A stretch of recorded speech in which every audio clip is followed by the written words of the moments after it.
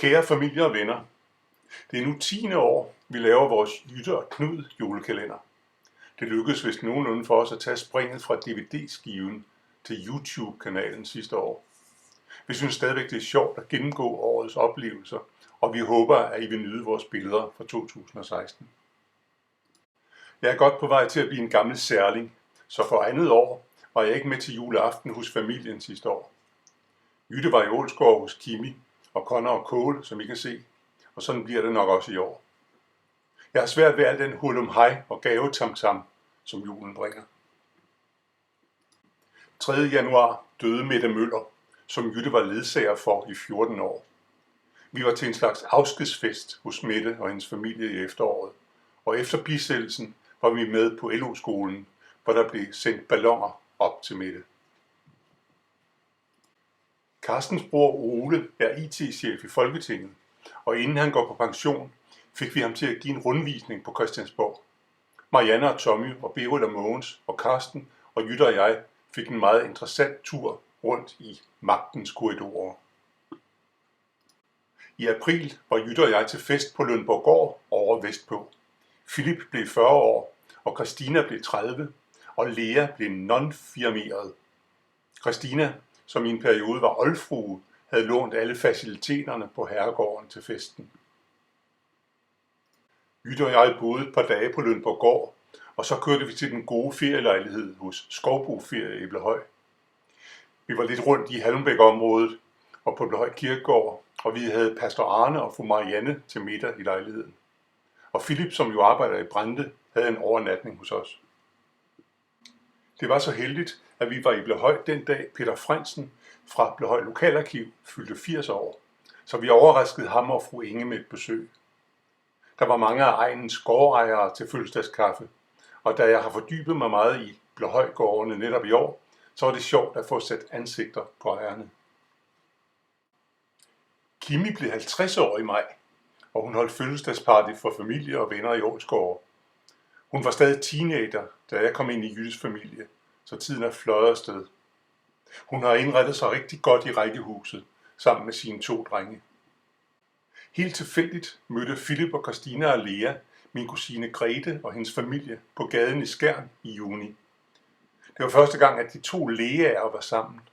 Leo og Ibens Lea blev født på Ole Olsens fødselsdag, 2. januar sidste år. Årets pinsefrokost var hos Tommy og Marianne i Rørvig. Berit og Mogens kørte hjem samme aften, men Carsten og Jytte og jeg blev deroppe et par dage.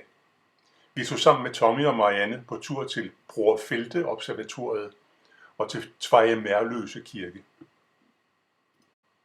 Julius og Christina fik så huen passet i år.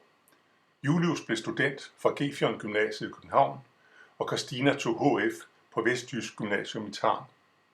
Christina er begyndt på socialrådgiveruddannelsen i Holstebro. Olivia begynder på sygeplejeskole i det nye år. Efter nogle år har Jytte og jeg igen taget hul på teltlivets pragtfulde og nogle gange også forfærdelige oplevelser. Vi slog os ned på den gode Viborg Sø camping, men vi var uheldige med vejret. Vi indretter os udsøgt komfortabelt i teltet og nyder den særlige frihed, der er på en campingplads. Else Marie og John kom forbi og besøgte os på vej hjem fra deres store tur med campingvogn i Bretagne. Jytte og jeg var i den gamle by i Aarhus, og vi fik en særrundvisning i det gamle Helsingør Teater, som lå i Grøskenstræde i Helsingør, da Jytte var barn. Det er charmerende at tænke på, at for eksempel Johanne Louise Heiberg og andre store koryfæer fra fortiden har stået på den scene. På grund af min slægtsforskning ville jeg gerne besøge Kongens Hus Mindepark, hvor de bønder, der opdyrkede heden, er hædret med mindesten. Her har vi fundet stenen med Blehøj-navnene, blandt andet Jeremias Møller, som var i min familie. En af de sidste dage, Jytte og jeg var i Viborg, mødtes vi med Philip og Christina og Lea og var sammen med dem på Hjerlhede. Igen et sted relateret til min interesse for mine forfædres vilkår i 1700- og 1800-tallet. De ældste, jeg har navne på i mine slægter, er 10 generationer gamle, så jeg er nede og snuse til 1600-tallet. Tommy er gået i gang med at lave en slægtscirkel med alle mine older og tipper. Den årlige tur med hyggenisserne Bente og Bjarne og Karsten og hans nye veninde Annelise gik til Roskildeområdet. Vi var på Vikingeskibsmuseet og i Sagnlandet Lejre og i Roskilde Domkirke. Nogle af de yngre af os ville også have været på Rockmuseet, men det var lukket den dag vi var der. Vi havde desværre valgt at bestille hytter på en rigtig dårlig campingplads. Jytte stod for morgenmaden, og den ene morgen sprang sikringerne, da morgenbollerne var i ovnen og æggene var ved at koge. De 4 andre boede i såkaldt luksushytter, men døren til badeværelset hos Karsten og Annelise faldt af allerede den første dag. Jytte er jo forkone for vores ejerforening, og hun er altid med til at arrangere årets krebsegilde for beboerne i vores ejendom. I år var festen velbesøgt, som I kan se, og forkonen og bagmanden, det er jo altså mig, havde fundet på nogle fjollede lege, inden krebsene kom på bordet. Vi har boet her i 30 år, og vi har holdt sommerfest eller krebsegilde, så langt tilbage vi kan huske. Jeg har skåret ned på omfanget af min fotografering, men heldigvis er der et par andre beboere, der tager billeder af løjerne. Tommy og Marianne var ude på en lille tur, og de spurgte om Jytte og jeg ville være huspassere i Rørvig, mens de var væk. Så vi havde 3 rigtig gode dage deroppe. Vi kommer ofte til at bruge ordet paradis, når vi skal beskrive Tommy og Mariannes herligheder. Vi har en ven, en rigtig sejler. I september fyldte Sten Gut 70 år. På billedet havde han og Vivi stadig den store båd, og jeg brugte min gamle journalistven som sømandstrøjemodel, da vi arbejdede sammen på avisen i Fredensborg i 80'erne. Jeg er ikke blevet selvmordsbomber endnu, men jeg har på Glostrup Hospital fået konstateret søvnapnø af værste slags. Jeg holder op med at trække vejret i op til 2 minutter en masse gange i løbet af en nat, og jeg snorker ulideligt.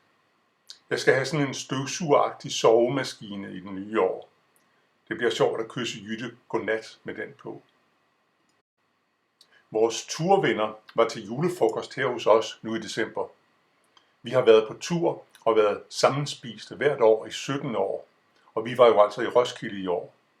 Vi har været mange steder i Sverige, blandt andet på Øland, og vi har også været i min barndomsby Blåhøj, men vi tager ikke på så lange ture mere. Jeg står ved et gammelt jernbaneskilt i Blåhøj for at fortælle, at jeg i de kommende måneder vil skrive en beretning om min fødeby, Blåhøj Stationsby. Banen kom til i 1917, og byen voksede op omkring stationen på grund af tørveproduktion i området.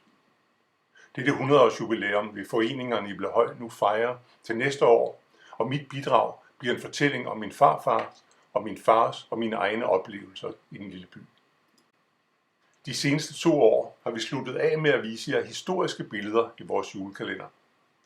I år skal I se Jyttes bryllup i 1962 med den flotte ungarske pilot Ada Ruskay. Det er Frank og Michael øverst til højre, og det er der og hans pilotkammerater nederst. Gamle fotografier kan åbne en fantastisk tidsmaskine. Så får I ikke mere i år. Da nogle af jer måske klipper kaniner nu, vil jeg genbruge et citat, som pastor Arne bruger i sit julebrev i år. Bodil Jørgensens præst i Rytteriets jul, hvor hun siger, hør I efter? Det er måske et af de væsentligste spørgsmål i vores flimrende tid, ikke kun for præster. Nu vil vi ønske jer en rigtig god jul og et godt nytår. Kærlige hilsner fra Jytte og Knud.